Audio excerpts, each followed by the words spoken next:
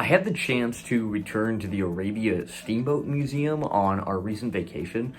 I didn't think that they would be where they're at in terms of accessibility, not because I didn't think they could do better, but because I didn't think they would do as much as they did in as short of a time as between the last time I was there and now, which was only about a year. In accessibility, a lot of times because things are made custom, these things take a lot of time, or that there's some sort of red tape that needs to be navigated around. And what I learned is that because the Arabia is a private for-profit museum, sometimes they don't have as many problems with red tape in terms of getting things done in terms of accessibility. For example, one of the gentlemen there, Josh, who I got the chance to meet and walk around the museum with, actually has been doing work to recreate three-dimensional models of various things. And not only that, I have models of lots of different things to show you today. And that's the first thing we're going to talk about in terms of the Arabia and in terms of museum accessibility.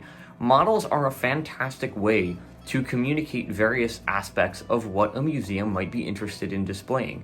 Everything from a story about a specific object, to the scale of the size of a steamboat, to the intricate way in which something was crafted and how it might have been used during the time of the Steamboat Arabia or any other historical attraction. What I'm going to do now is I'm going to play through a few clips talking about the entrance to the museum and some of the things that they have which are accessible, including some videos, signage, and the introduction to the story of the Arabia, and just a little bit about me going through the museum and having these conversations with Josh, and then we'll get into a little bit more about models specifically. Videos that voice over some things, and these were put in during COVID as a means to ensure that the audio component and the visual component were both present. And so I believe down the ramp here are displays that are visual, and then as I'm walking through, there are speakers like this that are auditory,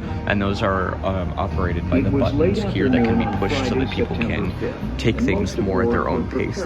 You guys have had meetings with the Kansas School for the Deaf periodically to talk about things, and then also with the School for the Blind, and I can help you try to talk through some things that might be helpful for both groups once I can get you more. So I just wanted to ask for you, Joshua, is it easier organizationally for you guys if someone who is visually impaired, let's say I wanted to come visit the museum like I'm doing today, is it easier for me to get in contact with you guys ahead of time and ask for what I might need, or what's the best way so you guys have that ability to prepare? I think if you were to call or email in advance and let us know the date and the rough time you're looking at, that way we can have, if we have a guide available, we can have them on hand to at least check it on the guest, rather, or if available, walk through the entire museum.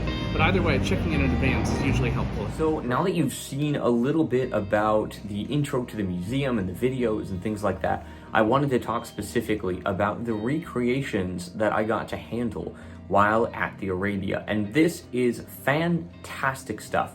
I think one of the coolest things about history is that things were done in ways that we might not expect. In the Arabia specifically, there was a lot of things that I was kind of blown away by when I got to get hands-on with them, because I actually got to explore them in tactile detail. I got to actually see how big or how small something might have been. The intricate glasswork in some of these bottles is nothing like anything I've ever seen. And I want to play some clips of me getting the chance to explore a few objects from throughout the museum, and this was done incredibly well. One of the things that Josh told me is that there are lots of cases in the museum, and that he kind of tried to pick out an object from each case that helped to tell that story, and then have a recreation of it available to explore. And so here are a few clips of some of those objects. So I talked about it in one of our meetings, but these are the QR codes that they have explaining different things. So this one is a really cool story about the frozen Charlotte doll. So if you want to scan this, you'll be able to see that story. This is awesome, a tactile model of the frozen Charlotte doll, which is one of my favorite stories from the first time I was here. And this feels very similar to, would this have been pottery? China. Like China. Either China or porcelain. Okay. That's really cool. Scroll bottle.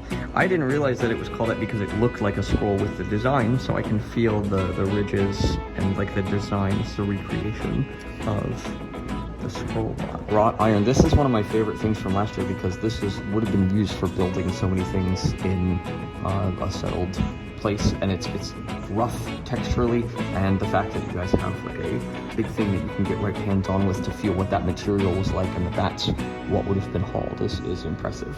So your blanks, so you cut down on the piece that you need, get it about the right length, and you can hammer it down to a shoe, or cut it down even further to a nail, melt it down to whatever size you need it. But it's your blank, your storage, basically. Mm-hmm. And those become the building blocks for everything. Yes. Leather, same concept as the iron, but again, just having the hands-on of being able to really, and this is huge, like the scale, I think a lot of places might put like a little square on a thing.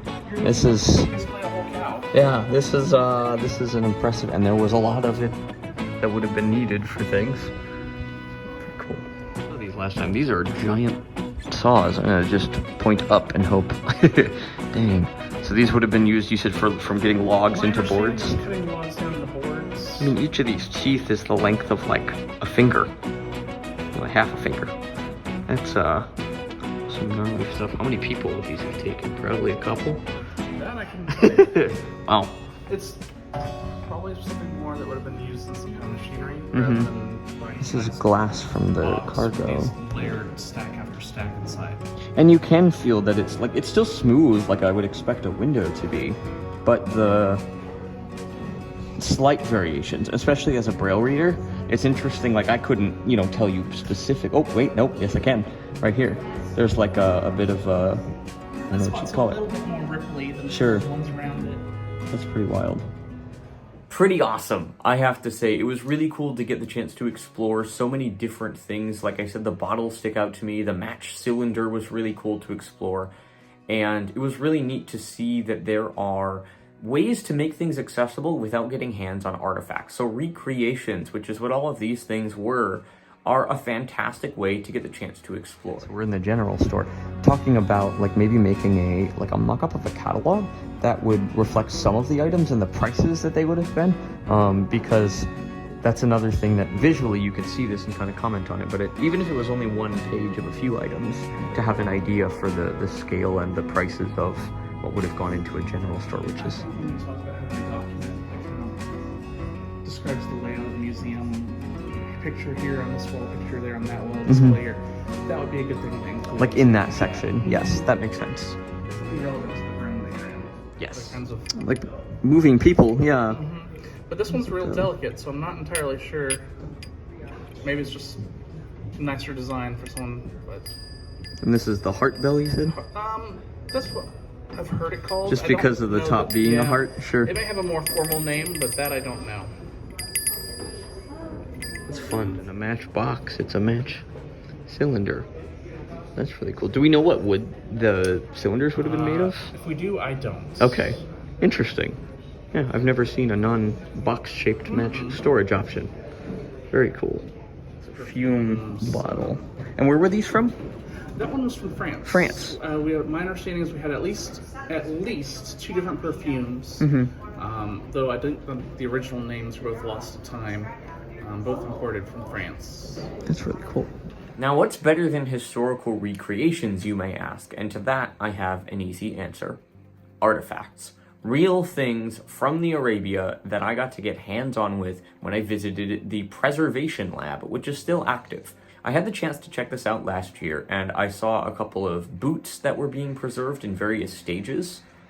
I saw a bed key, which was my favorite piece by far, for reasons I'll get into in a bit, and lots of other things. And so I have a few more clips from this visit in terms of the Preservation Lab.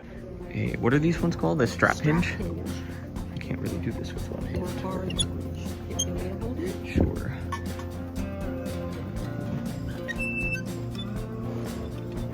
And is this iron? Probably. I'm not positive if it's iron or if it's steel. It's my favorite piece of all of the artifacts. It's a bed key. And so if your house was on fire, it was more beneficial to you to have your bed taken apart, because you can replace a house easier than you can replace a bed. And you have, is it 3 sockets? There are 3 sockets. And then the screwdriver and lever on the end. And then what are these ones in the middle called? Do we know? No. I don't know. Holes. There you for go. stuff. Scribbles. And one is slightly bigger than the other, but even as a braille reader, tactily, it's very hard to tell the difference, but obviously it was important enough to have two that were... And they're also different. One side of those is different sized from the other side of the same. Wait, so you could use... I can feel the difference, but yeah. I didn't think about that. So this Those is almost two- one side on the front, and then if I flip it, It's a different size on the back. so you could do something completely different with that. This is why people are smart, and I am not. It's ingenious. That's brilliant. A scotching. It covers a keyhole, and it's interesting because there's two, and you said it's an original finish on it. Is this also like iron steel, or is it okay? How they worked. That's really cool because you can actually, it's both sides. So can I have you push? And so this moves and you end up with the latch that was.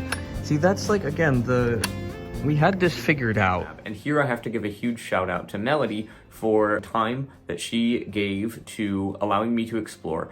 A preservation lab like that is not something that's extremely common in museums, and so the fact that the Arabia has gone out of their way to create hands-on accessible exhibits specifically around one of their most unique features is absolutely mind-blowing. And getting the chance to explore it again was second to none. I don't want to take credit for this, but after my first visit, when I saw the model of the Arabia that was present on the deck, one of my only pieces of feedback that I had and things that I wanted to see improved was maybe a model of the Arabia itself, and wabam. Created for an event you guys did with the School for the Blind? Yes. And you said that was about 6 months ago? The Kansas School of the Blind came through about 6 months ago, yeah. And this is a 3D printed model of the Steamboat Arabia. And so things like the smokestacks, the pilot house, there's some stairs here, and then the area where the wheels would be are all modeled on this. There it is. So really, really cool that they have that. And I was just blown away again with the strides that they've made. I'm going to play a couple clips now of maps, and I'm sharing these a little bit out of order, more to talk about things in groups. And so the maps are areas that they already have a really good start on. One, because the continents are already pulled out of the wall, which you'll see that clip in a moment. And the second one, because they actually took a map that had the Missouri River and the steamboat wrecks that are present along the river. And before last year, I don't even think we looked at this map because they were drawn onto the map, and so I couldn't really do anything with it. And this year, there are tiny little steamboats that are 3D printed, and they're just on the map, so I can touch them tactily. So once again, a huge compliment to the Arabia for this step in accessibility. This is a good start though, because the map itself, whether intentional or not, is tactile.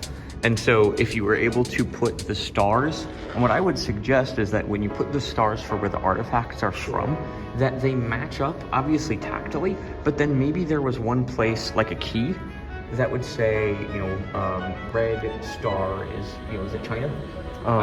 And then if there's another symbol that those are tactily different, or texturally different. So, for example, a red rough star versus a red smooth star. I think you may understand. But that would be... already done on another display, so it really isn't a big step. Sure. It's a very easy change. And it's not expensive, which is also helpful. We're talking still about just doing 3D printed. You're talking about 60, 70 cents of plastic, and maybe an hour or two to design. Black thing painted on there, but we switched out little 3D printed models so you can get some texture. So these are all boats, and you can feel each one where the wrecks are along the river from St. Louis in front of me, and then all the way to my left as you travel. Oops, I can't do this. Hold all the stuff. There we go. And you can feel where they are, and this was a pretty recent change, so very, very cool. Really cool that they've done this with maps, and this museum continues to push the boundaries for accessibility and be extraordinarily approachable. And again, I need to thank Josh and Melody for their time and their input and their willingness to be receptive to feedback, because sometimes that can be really hard as an organization. We had really good conversations. and they have my contact info, and so I'm hoping that down the road, if they need anything at all, you guys please feel free to reach out to me. Once again, this museum blew me away in terms of accessibility for the second year in a row. It's not just because I like them, it's because I like the Arabia, I love the story, I love a bed key.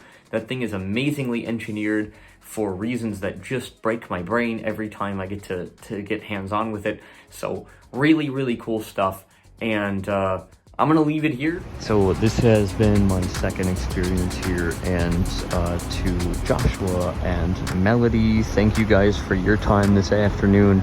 I really appreciate being able to kind of get and give some feedback about some different things.